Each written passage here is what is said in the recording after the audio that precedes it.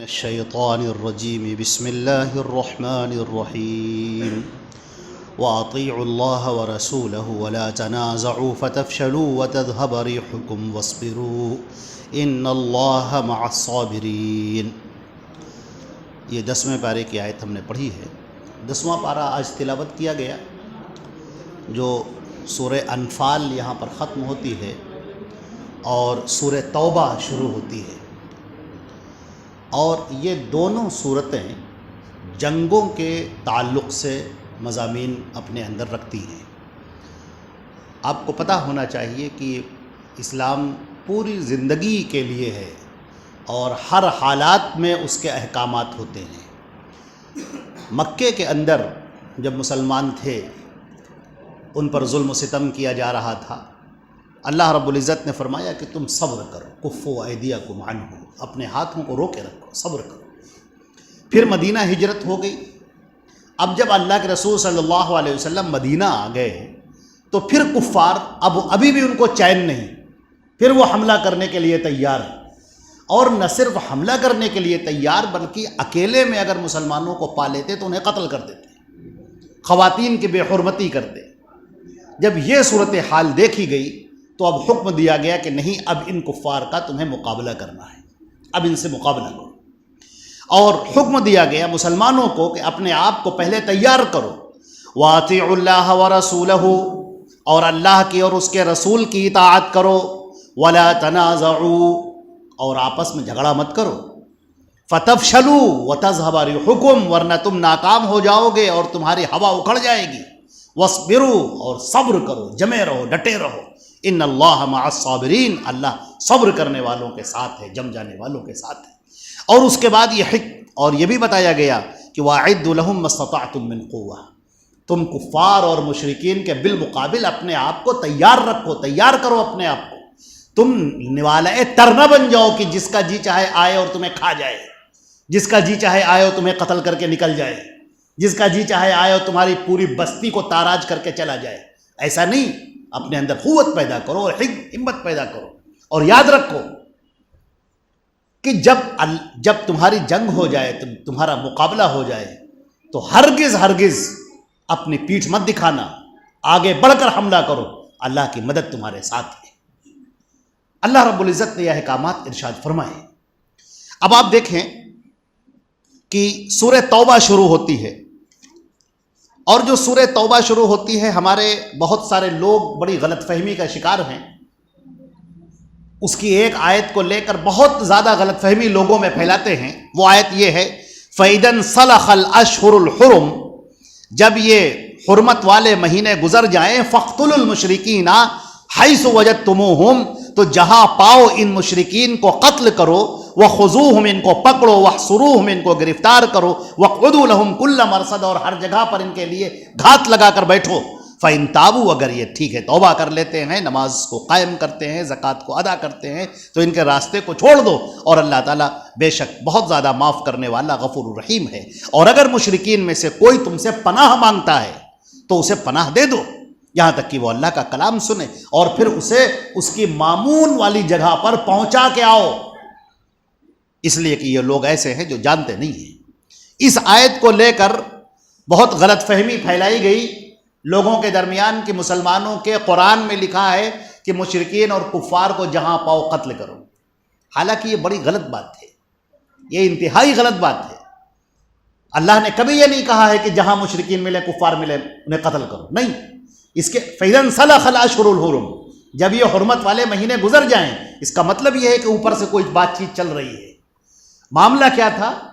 مدینہ کے اندر آپ آ گئے، اب کفار اپنی فوجیں لے کر آ رہے ہیں، آپ کی جنگ بھی ہوئی۔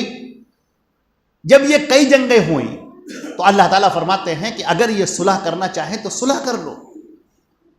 مسلمانوں نے صلح کر لی، معلوم ہوا انہوں نے صلح توڑ دی، پھر صلح کی گئی، پھر شرائط کی گئی، پھر معاہدہ کیا گیا، پھر توڑ دیا گیا، پھر معاہدہ کیا گیا، پھر توڑ دیا گیا۔ اب حکم یہ دیا گیا کہ خبردار، یہ جو لوگ، جو بدماشوں کی ٹولی ہے، جو بار بار معاہدے توڑتے ہیں اور بار مسلمانوں کو مارتے ہیں، ان میں سے ایسے بھی تھے جنہوں نے ماؤں کی پیٹوں سے بچے نکال کر قتل کیے، ایسے لوگ بھی تھے. اب حکم دیا جا رہا ہے کہ دیکھ لو یہ جو مشرکین ہیں اب ان کو مہلت دو 4 مہینے کی, اور مہلت دینے کے بعد پھر ان کو بخشا نہیں جائے گا. اگر یہ باز آ جاتے ہیں اپنے رویے سے, اپنے گناہوں کے لیے توبہ کر لیتے ہیں تو ٹھیک ہے, ورنہ پھر انہیں چھوڑا نہیں جائے گا. ان مجرموں کو سزا دی جائے گی, اور یہ سزا دی گئی. ایک مرتبہ ہم ٹرین کے اوپر بیٹھے ہوئے تھے, اچانک ایسے گفتگو چلنے لگی. ایک ہمارے ہندو بھائی تھے, وہ کہنے لگے کہ آپ کے یہاں لکھا ہوا ہے قرآن پاک میں کہ کافروں کو اور مشرکوں کو جہاں پاؤ قتل کر دو. ہم نے کہا اچھا, تو یہ جو قرآن پاک نازل ہوا یہ محمد صلی اللہ علیہ وسلم کے اوپر نازل ہوا, تو وہی اس کے پہلے مخاطب تھے اور صحابہ کرام تھے, تو آخر کیوں نہ ایسا ہوا کہ پھر حضور صلی اللہ علیہ وسلم نے سارے مشرکین کو قتل کر دیا؟ پھر یہ کیوں کہا کہ لا تثریب علیکم اليوم, آج کے تمہارے اوپر کوئی گرفت نہیں ہے, تم لوگ جاؤ سب آزاد ہو, آج ہم تم سے کوئی بدلہ نہیں لیں گے؟ یہ کیوں کہا؟ پھر مدینہ کے اندر جو مشرکین تھے ان کو کیوں نہیں قتل کیا؟ پھر مدینہ کے آس پاس کے جو مشرکین تھے ان کو کیوں نہیں قتل کیا؟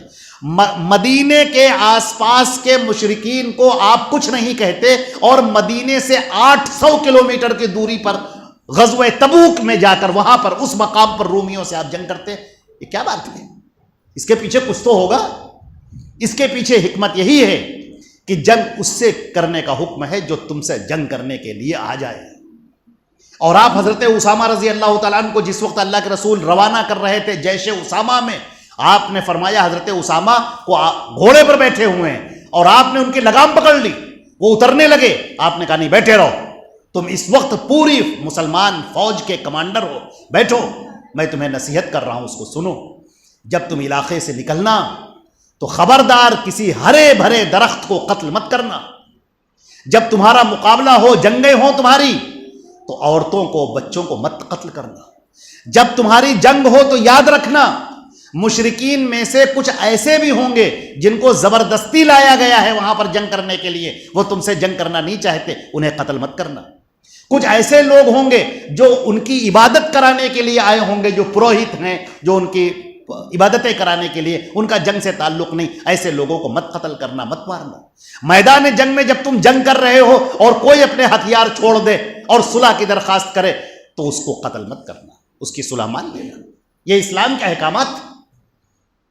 لیکن لوگوں نے غلط فہمی پیدا کی کہ نہیں مشرکین کو جہاں پاؤ قتل کرو. ایسے نہیں, خاص مشرکین کے لیے حکم ہے, ان بدماشوں کے لیے حکم ہے, ان ٹولے کے لیے جو بدماشی کرتے تھے, غنڈئی کرتے تھے اور مسلمانوں پر حملے ایک بار نہیں 50 بار کیے انہوں نے, ان کے لیے حکم ہے کہ ان مجرمین کو جہاں ملے, جہاں یہ پکڑ میں آئیں, انہیں پکڑو اور انہیں قتل کرو, مارو ان کو, یہ مجرم ہیں.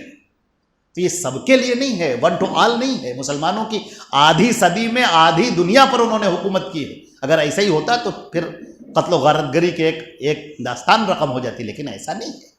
تو اس بات کو بہت ہی زیادہ سمجھنے کی ضرورت ہے. ہمارے بہت سارے لوگ اس میں غلط فہمی کا شکار ہوتے ہیں. اسی طریقے سے اس کے اندر زکوٰۃ کا حکم بیان کیا گیا ہے کہ وہ لوگ جو زکوٰۃ نہیں ادا کرتے ہیں, کل قیامت کے دن ان کا جو مال ہے یہ سانپ کی شکل میں آئے گا اور ان کو ڈسے گا, اور بار بار کہا جائے گا یہی ہے تمہارا مال, دیکھو مزہ چکھو اس کا. لہذا ہم سب کو زکوٰۃ اپنی ادا کرنی چاہیے. اللہ تعالی ہم کو اور آپ کو عمل کرنے کی توفیق عطا فرمائے. والسلام علیکم ورحمۃ اللہ.